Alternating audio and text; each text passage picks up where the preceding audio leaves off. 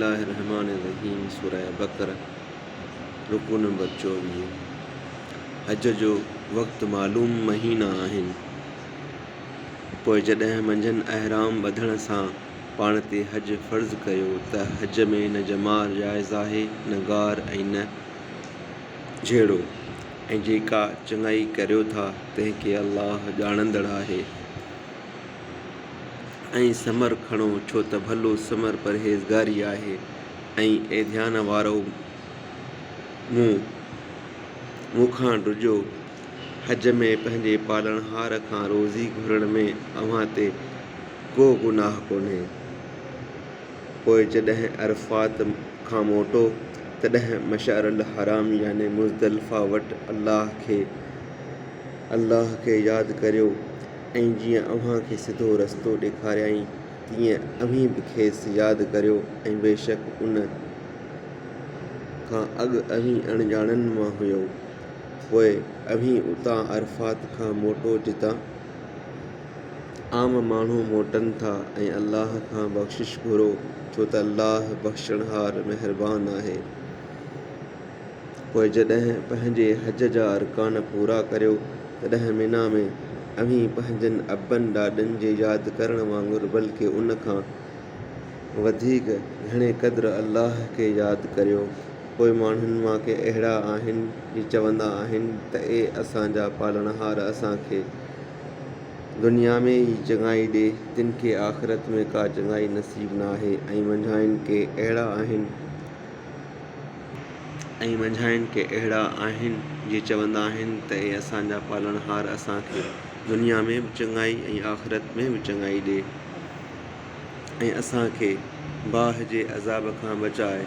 इहे माण्हू जेकी कमायूं तंहिं मां खेनि नसीब आहे।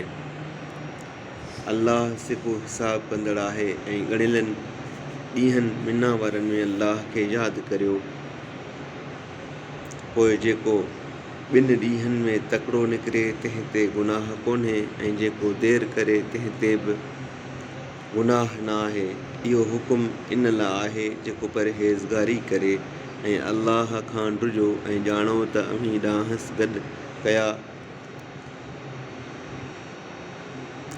गॾु वेंदव। ऐं माण्हुनि मां को अहिड़ो आहे जो संदसि ॻाल्हाइण दुनिया जी हयातीअ में तोखे अजब में विझंदो आहे, ऐं जेकी संदसि दिलि में आहे तंहिं ते अल्लाह खे शाहिद कंदो आहे। इन हूंदे बि जो उहो वॾो झेड़ागर आहे।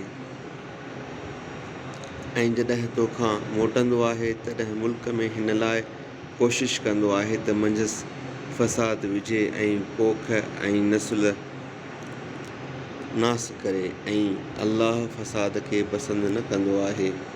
ऐं जॾहिं उन खे चइबो आहे त अल्लाह खां ॾुज तॾहिं वॾाई खेसि गुनाह ते आकड़ाईंदी आहे। पोइ खेसि सज़ा दोज़ख बस आहे, ऐं इहो ज़रूरु बुछड़ो हंधु आहे। माण्हुनि मां को अहिड़ो आहे जो अल्लाह जे राज़िक़ हासिल करण लाइ पाण खे विकिणंदो आहे, ऐं अल्लाह ॿाननि ते महिरबान आहे। ईमान वारो पूरा इस्लाम में दाख़िल थियो ऐं शैतान जे विखुनि ते न हलो, छो त उहो अव्हां जो पधिरो वेरी आहे। पोइ जेकॾहिं अव्हीं उन खां पोइ जो अव्हां वटि चिठा दलील आया इस्लाम खां थिड़ंदव त ॼाणो त अल्लाह ग़ालिब हिकमत वारो आहे। काफ़िर हिन खां सवाइ इंतज़ार न कंदा आहिनि त अल्लाह जो अज़ाब झुड़ जे पाछनि में वटनि अचे ऐं मलाइक बि कमु फ़ैसिल कयो वञे, ऐं अल्लाह ॾांहुं सभु कम मोटाया वेंदा आहिनि।